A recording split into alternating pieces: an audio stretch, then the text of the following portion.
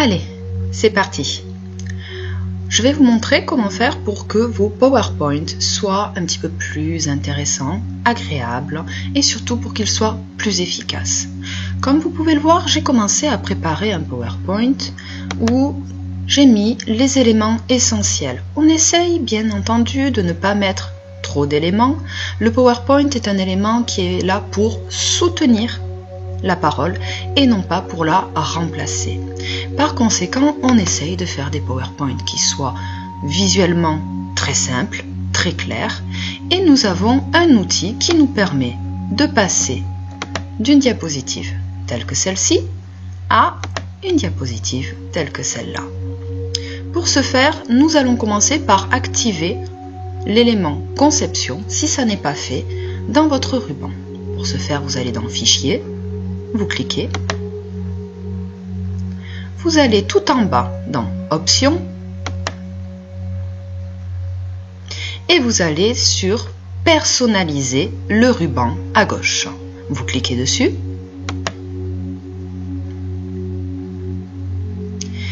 et vous allez dans tous les onglets. Vous cherchez ensuite l'onglet Conception qui se trouve normalement dans les onglets principaux. Vous le déroulez en cliquant sur le petit plus et vous allez dans Concepteur voir si vous avez bien Idée de conception. Pour vérifier si vous l'avez bien activé, il vous suffit de le voir ici dans votre ruban personnalisé. Si tel n'est pas le cas, vous cliquez dessus et vous cliquez sur Ajouter. C'est pas très compliqué comme vous pouvez le voir.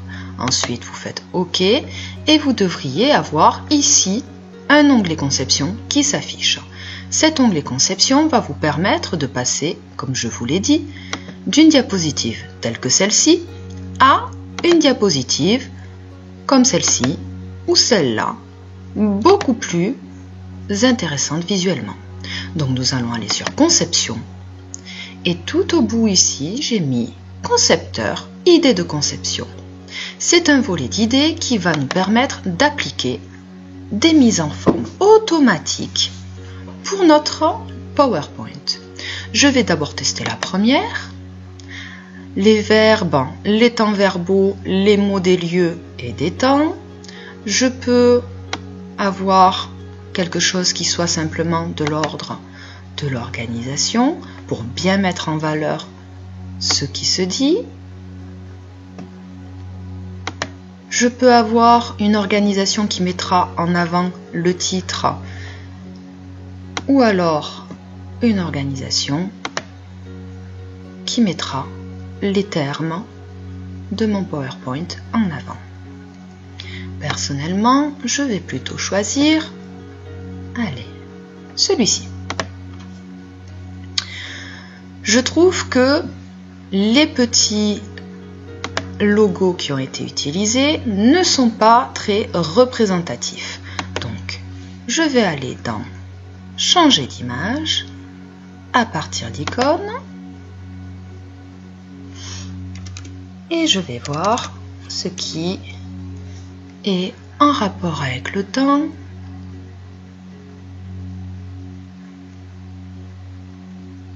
Hop.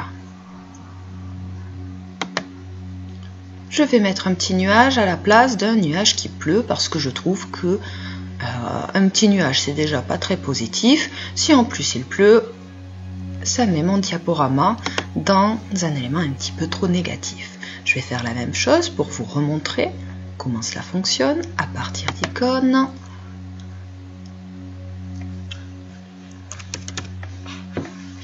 Et hop là, je vais mettre la petite maison pour les mots des lieux et des temps. Voilà, nous avons un PowerPoint qui est en train de prendre forme petit à petit et je refais la même chose pour chacune de mes images.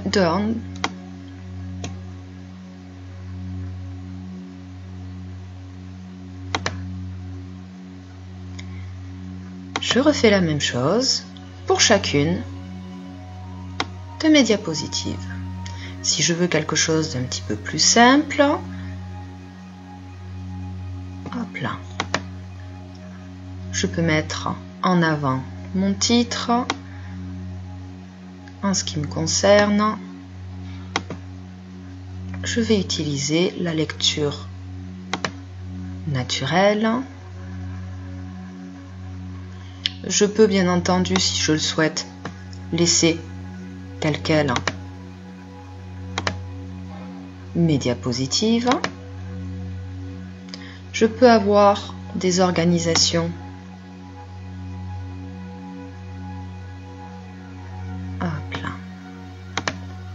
qui seront comme ça ou comme ça. Pour une déclaration, je trouve que ça n'est pas très en rapport, cette icône.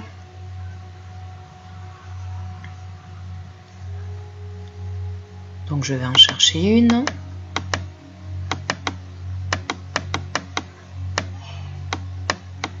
Qui soit un petit peu plus en rapport.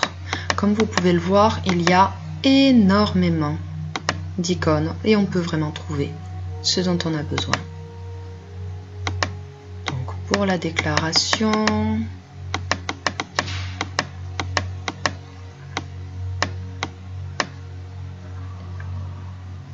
hop là, on va utiliser la présentation, l'interrogatif, tout va bien. Pour donner un ordre, nous allons garder ça, et pour l'exclamation,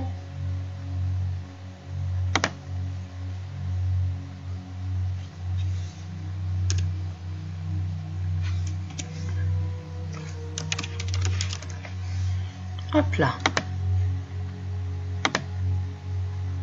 je peux mettre celui-ci ou mettre le point d'exclamation.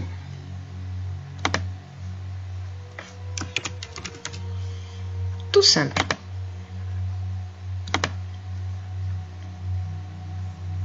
Et on fait la même chose avec la dernière diapositive.